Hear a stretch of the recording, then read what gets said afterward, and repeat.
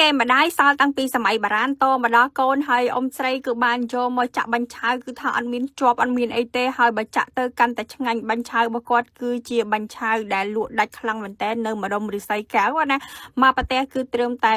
3500រៀលទេរួមជាមួយនឹងបន្លែរបស់គាត់គឺថាខ្ចីល្អមែនតើសម្រាប់ពុកម៉ែបងប្អូនដែលចូលចិត្តញ៉ាំបាញ់ឆៅជាពិសេសគឺអត់ដឹងថាទៅញ៉ាំនៅណាដែលឆ្ងាញ់ហើយតម្លៃសមរម្យបន្លែជីអីហ្នឹងគឺថាល្អអាចមកទីនេះបានបាញ់ឆៅនៅទីនេះមកប្រទេសត្រឹមតែ3500រៀលទេដែលគាត់មានចាប់ផ្ដើមបើកលក់ពីម៉ោង12កន្លះរហូតដល់ម៉ោង7យប់ណាដែលទីតាំងរបស់គាត់គឺនៅម្ដុំស្ថានីយ៍ទូរទស្សន៍ CTN រិស័យកែវពុកម៉ែបងប្អូន Two Sister នឹងដាក់ Google Map នៅលើ caption ក៏ដូចជា comment ដើម្បីងាយស្រួលឲ្យពុកម៉ែបងប្អូនស្វែងរកហើយងាកមកសណ្ដែកបណ្ដោះនេះវិញគឺគាត់បណ្ដោះខ្លួនឯងនឹងតែម្ដងពុកម៉ែបងប្អូនហើយថ្ងៃនេះ Two Star ទៅជាមួយនឹង Boostrong មានរង្វាន់ច្រើនមែនតើគឺជាផលិតផលដែលផលិតនៅក្នុងប្រទេសកម្ពុជាស្តង់ដារអន្តរជាតិហើយពុកម៉ែបងប្អូនអាចមើល environment នៅកន្លែងគាត់បានបើនិយាយទៅណាគឺដូចពីមុនអញ្ចឹងណាពីនៅក្មេងៗនៅតាមស្រុកភូមិអញ្ចឹងណាដោយសារតែគាត់លក់នេះគឺលក់តាមសម្រាប់ផ្ទះគាត់ហ្នឹងហើយគាត់អត់មាន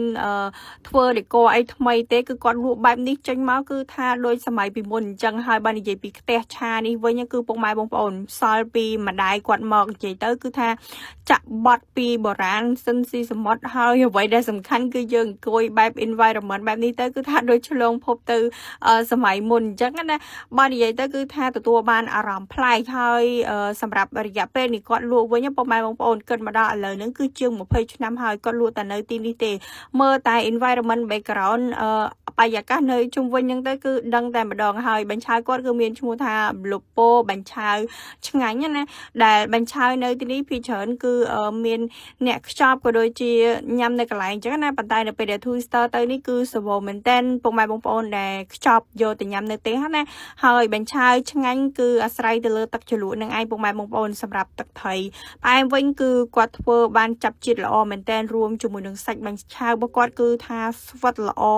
ដោយសារតែគាត់កិនម្សៅខ្លួនឯងហើយបើនិយាយពីអន្លក់វិញពុកម៉ែបងប្អូនស្លឹកកភ្លូជាប្រភេទជី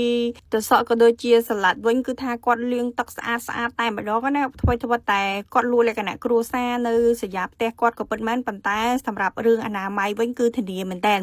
ហើយបាញ់ឆៅតតែផ្ទាប់ដៃបែបនេះណាគឺបានស្និទ្ធមាត់ញ៉ាំទៅឆ្ងាញ់ហើយបើនិយាយពីស្នូលសាច់វិញគឺមានជាប្រភេទសាច់ជូតចិញ្ច្រាំលាយជាមួយនឹងសាច់មាន់គឺគាត់ចិញ្ច្រាំចូលគ្នាហើយគាត់ឆាបានចាប់ជាតិមែនតែនវីដេអូយើងមានតែប៉ុណ្្នឹងទេបាយបាយ